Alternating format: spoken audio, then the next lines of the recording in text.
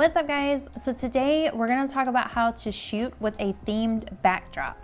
I am personally in love with Kate backdrops, and I want to give you guys some information on how to do it easily. So the first thing you want to do is look at the shadows. So for this particular backdrop, you'll see shadows coming in down here. See where all the shadow comes in? This means that the light is going to be coming from above and from this direction. Now that's really important because when you want to do your own lighting for your subject, you're going to want it to match the backdrop. So the first thing you want to do is make sure that your lighting is the same. I personally like to use continuous lighting. It's easier for me to see how the lighting is falling on the child's face or the subject's face. And it also helps me to be able to control the white balance just a little bit easier. So when you use a flash, a lot of times it is set to a white balance. When I use my Godox SL100, I'm able to change the white balance up to daylight. And that's generally what I do because I don't have a set studio space anymore. A lot of times I'm gonna be in places where there is natural light. So I'll turn off all the lights in that space, like if I'm in a house, but then I'll actually be, in the place where the windows are. So that's gonna be about 5,000 to 5,500 Kelvin. So I set my actual continuous light to 5,500 Kelvin so that I can match the backdrop and the light that's going to be shining onto the backdrop. I also think that a warmer light source looks so much better on the skin personally, so I enjoy keeping it at that 5,500 Kelvin.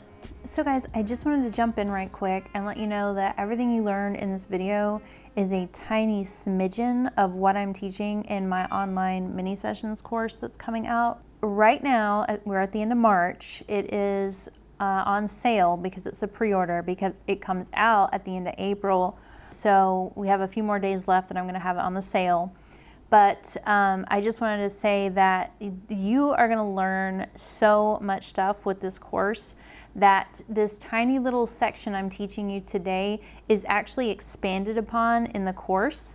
We talk about shadows and highlights today in this video. In the course, I actually go through and show you exactly how to implement that.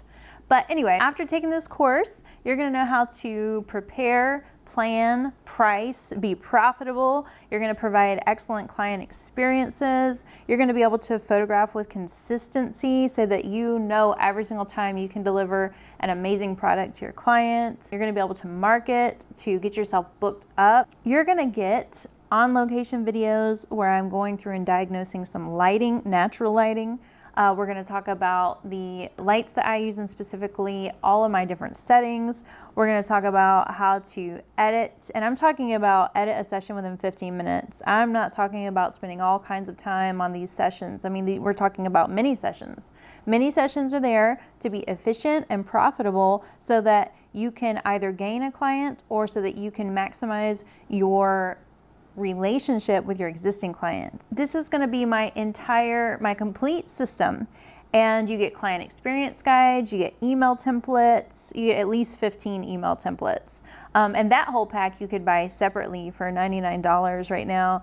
You get client guides, pricing guides, and I'm talking about beautiful stuff that you can actually customize for yourself in Canva.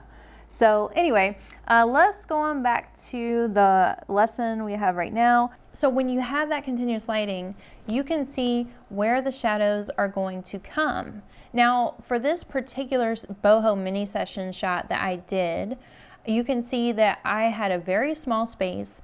I was in my foyer room, and I basically had about, I don't know, 6 feet from the bottom of the rug that I was using to the door.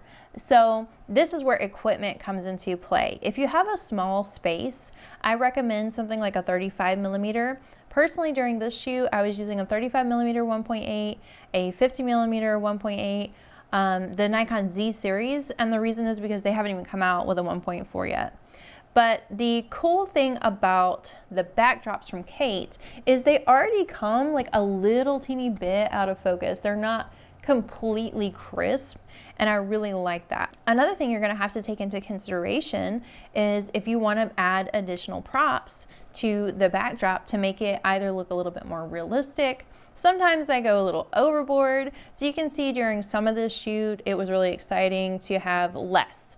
And I wasn't really visualizing that when I was setting it up. Another wonderful thing about continuous lighting and keeping your camera in manual and controlling the settings yourself is when you get to the editing process, it's so easy to just go through and batch edit. It takes just a couple minutes usually. One of the things I love about themed backdrops is if I have to travel somewhere, I don't have to bring like my entire prop kit to be able to do something. I can just fold up, especially if it's a Kate backdrop, I can just fold it up, throw it in the bag, and then take it. I've used this particular backdrop for my boho mini sessions.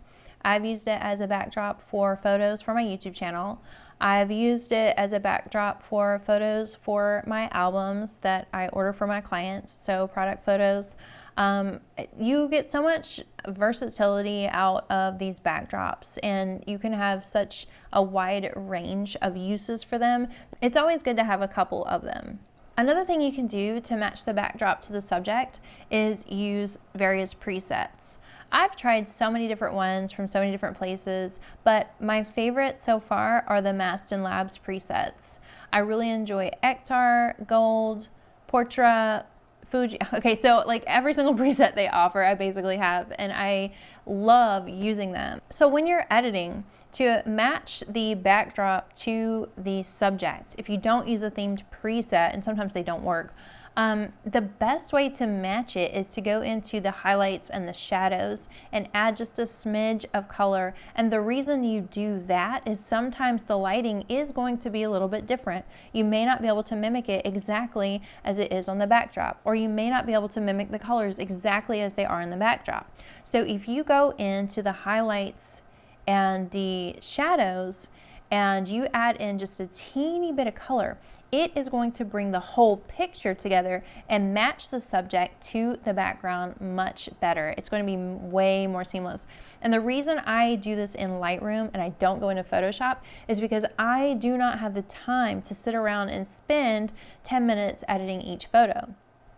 I want to be able to batch edit because this is how I stay profitable. So guys, don't forget to check out the online course because you can pre-order it right now at the end of March 2021. The course will become available at the end of April 2021. So anyway guys, I hope you enjoyed this video. Leave comments below if what I've said has helped you, and make sure and subscribe if you like my information, and I will see you guys next time.